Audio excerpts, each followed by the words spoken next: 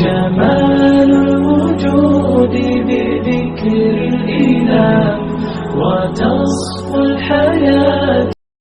بسم اللہ الرحمن الرحیم نحمد ونصلی علی رسولہ الکریم اما بعد. محترم و مکرم عزیز دینی بہنوں، السلام علیکم ورحمۃ اللہ وبرکاتہ. عزیز دینی بہنوں، سیرت النبوی صلی اللہ علیہ وسلم کی طرف سے مجھے جو عنوان دیا گیا ہے وہ یہ ہے: نبی کریم صلی اللہ علیہ وسلم بحیثیت شوہر. دنیا میں سب سے پہلے وجود میں آنے والا رشتہ شوہر اور بیوی کا ہے. یہ ایسا عظیم الشان رشتہ ہے کہ جس سے خاندان تشکیل پاتا ہے اور نئے رشتے وجود میں آتے ہیں. دین اسلام میں اس رشتے کی بڑی اہمیت ہے. اس رشتے کو زندگی بھر نبھانے کی کوشش اسلام میں عین مقصود ہے. اللہ تعالیٰ فرماتے ہیں: عاشروہن بالمعروف، ان عورتوں کے ساتھ اچھا برتاؤ کیا کرو. سرکار دو عالم حضرت محمد مصطفیٰ صلی اللہ علیہ وسلم نے بیویوں کے حقوق ادا کرنے اور ان کے ساتھ حسن سلوک کرنے کی بڑی دلنواز ہدایت دی ہے. اس تناظر میں اگر آپ صلی اللہ علیہ وسلم کے ارشادات مبارک کو سرمائے بصیرت بنا لیا جائے تو ازواجی زندگی ٹوٹ پھوٹ سے محفوظ رہ سکتی ہے.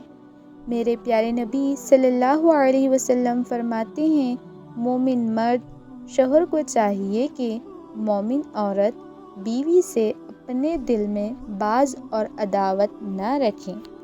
دین اسلام سے پہلے عورت عرصہ دراز سے مظلوم چلی آ رہی تھی. لوگ عیش و عشرت کی غرض سے اس کی خرید و فروخت کرتے، اس کے ساتھ حیوانوں سے بھی بدتر سلوک کرتے. اہل عرب عورت کے وجود کو باعث شرمندگی سمجھتے تھے اور لڑکیوں کو زندہ درگو کر دیتے تھے. نبی کریم صلی اللہ علیہ وسلم نے نہ صرف یہ کہ صنف نازک کے ساتھ بہترین سلوک کی تاکید کی بلکہ خود بھی اس پر عمل کر کے دکھایا. عائشہ صدیقہ رضی اللہ تعالیٰ عنہ سے مروی ہے کہ رسول اللہ صلی اللہ علیہ وسلم نے فرمایا: تم میں سے بہترین وہ لوگ ہیں جو اپنی عورتوں، ماں، بہن، بیوی، بیٹی کے ساتھ اچھا برتاؤ کرتے ہیں، اور تم سب سے زیادہ اپنی عورتوں کے ساتھ بہترین برتاؤ کرنے والے ہوں. اماں خدیجہ رضی اللہ تعالیٰ عنہ حالانکہ عمر میں آپ صلی اللہ علیہ وسلم سے 15 سال بڑی تھی اور بیوہ تھی، لیکن صرف عمروں کا ہی فرق تھا. مزاج میں بے انتہا مناسبت تھی. اماں خدیجہ رضی اللہ تعالیٰ عنہ کو آپ صلی اللہ علیہ وسلم سے بے انتہا محبت تھی. بے انتہا مالدار ہونے کے باوجود اپنے عظیم شوہر کے سارے کام اپنے ہاتھوں سے انجام دیتی تھی. اللہ تعالیٰ نے تمام اولادیں بھی انہی سے دی سوائے ابراہیم کے جو حضرت ماریہ قبطیہ رضی اللہ تعالیٰ عنہ کے بطن سے تھے. ایک مرتبہ حضور اقدس صلی اللہ علیہ وسلم نے عائشہ صدیقہ رضی اللہ تعالیٰ عنہ سے فرمایا: جب تم مجھ سے راضی ہو اور جب تم مجھ سے ناراض ہو، دونوں حالتوں کا علم مجھے ہو جاتا ہے. عائشہ رضی اللہ تعالیٰ عنہ نے پوچھا کہ یا رسول اللہ صلی اللہ علیہ وسلم، کس طرح علم ہو جاتا ہے؟ آپ صلی اللہ علیہ وسلم نے فرمایا: جب تم مجھ سے راضی ہوتی ہو تو لا ورب محمد صلی اللہ علیہ وسلم کے رب کی قسم کے الفاظ کے ساتھ قسم کھاتی ہو، اور جب ناراض ہوتی لا ورب ابراہیم علیہ السلام کے رب کی قسم کے الفاظ سے قسم کھاتی ہو. سبحان اللہ، اس وقت تم میرا نام نہیں لیتی. عائشہ صدیقہ رضی اللہ تعالیٰ عنہ نے فرمایا: یا رسول اللہ، میں آپ صلی اللہ علیہ وسلم کا صرف نام چھوڑتی ہوں، نام کے علاوہ کچھ نہیں چھوڑتی. بیویوں میں برابری. عائشہ رضی اللہ عنہا فرماتی ہے کہ رسول اللہ صلی اللہ علیہ وسلم اپنی ازواج میں برابری کا سلوک کرتے اور ان کے درمیان حقوق کی تقسیم میں انصاف فرماتے تھے، اور باوجود کامل اور مثالی شوہر ہونے کے اللہ تعالیٰ حضور عرض کرتی ہیں کہ اے اللہ، یہ میری تقسیم ان چیزوں میں ہے جن پر میرا قابو ہے، بس تو مجھے اس چیز پر ملامت نہ کر جو خالص تیرے قبضے میں ہے اور میرے قبضے میں نہیں۔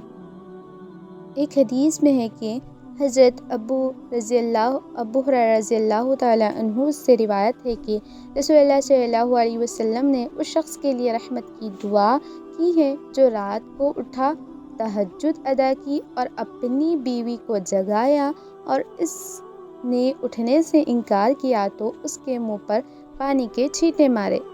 اسی طرح بیوی کے لیے بھی رحمت ہے جو رات کو اٹھی، تہجد ادا کی اور اپنے شوہر کو جگایا اور اس نے انکار کیا تو اس کے منہ پر پانی کے چھینٹے مارے۔ سبحان اللہ۔ آپ صلی اللہ علیہ وسلم کی ازواجی زندگی مسلمانوں کے لیے بہترین نمونہ ہے۔ آپ صلی اللہ علیہ وسلم بحیثیت شوہر اپنے گھر میں جس طرح محبت، شفقت اور برابری کا مظاہرہ کیا کرتے ہیں، وہ دنیا بھر کے مسلمانوں کے لیے ایک مثالی کردار ہے۔ آپ صلی اللہ علیہ وسلم ازواج مطہرات امہات المومنین کے ساتھ انتہائی محبت بھرا اور احترام کا رویہ اپناتے تھے۔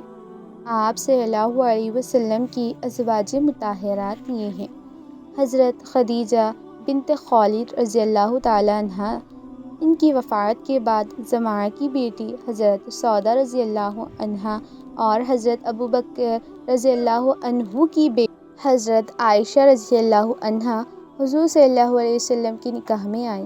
ان کے بعد اور بھی بیویاں ہیں جن کے نام کچھ یوں ہیں: حضرت بنت ام المساکین رضی اللہ عنہا، حضرت ام سلمہ رضی اللہ عنہا، حضرت زینب بنت حبش رضی اللہ عنہا، حضرت ام حبیبہ بنت ابو سفیان رضی اللہ عنہا، حضرت حفصہ بنت حضرت عمر فاروق رضی اللہ عنہا، حضرت میمونہ بنت حارث رضی اللہ عنہا، حضرت صفیہ بنت حیی بنت اخطب رضی اللہ عنہا، حضرت جویریہ رضی اللہ عنہا۔ حضرت زینب ام المساکین رضی اللہ عنہا آپ صلی اللہ علیہ وسلم کے سامنے وفات پا گئی تھی اور باقی سب بیویاں آپ صلی اللہ علیہ وسلم کے بعد زندہ رہی۔ آپ صلی اللہ علیہ وسلم کی ایک بیوی حضرت ماریہ قبطیہ رضی اللہ عنہا بھی تھی۔ یہ بیوی مصر سے کنیز بن کر آئی تھی، لیکن یہاں حضور صلی اللہ علیہ وسلم کی رفاقت کا شرف حاصل ہو گیا۔ یہ سب امت کی مائیں ہیں، اللہ تعالیٰ ان سب سے خوش و راضی ہوں۔ آپ صلی اللہ علیہ وسلم نے کبھی بھی ان کے ساتھ سختی یا بدسلوکی نہیں کی، بلکہ ہمیشہ نرمی اور صبر کا مظاہرہ کیا۔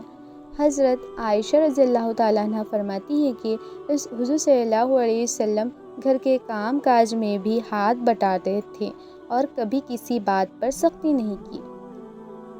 آپ صلی اللہ علیہ وسلم ہمیشہ اپنے گھریلو معاملات کو حکمت اور صبر سے حل کرتے تھے۔ کسی بھی قسم کی ناچاقی یا اختلاف کی صورت میں آپ صلی اللہ علیہ وسلم نے کبھی بھی سختی یا غصے کا اظہار نہیں کیا، بلکہ ہمیشہ افہام و تفہیم اور محبت سے معاملات کو سلجھایا۔ حضور صلی اللہ علیہ وسلم کی ازواجی زندگی مسلمانوں کے لیے ایک مکمل رہنمائی فراہم کرتی ہے کہ کس طرح محبت، عدل، صبر اور احترام کے ساتھ ازواجی زندگی کو کامیاب بنایا جا سکتا ہے۔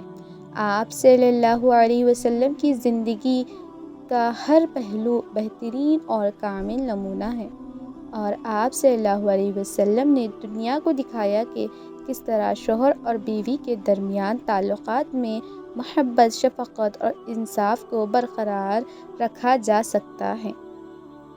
اللہ تعالیٰ سے دعا گو ہوں کہ اللہ تعالیٰ ہم تمام کو ان احادیثوں اور آپ صلی اللہ علیہ وسلم کی طرح مثالی زندگی گزارنے کی توفیق عطا فرمائیں۔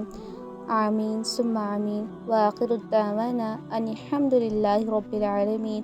السلام علیکم ورحمۃ اللہ وبرکاتہ۔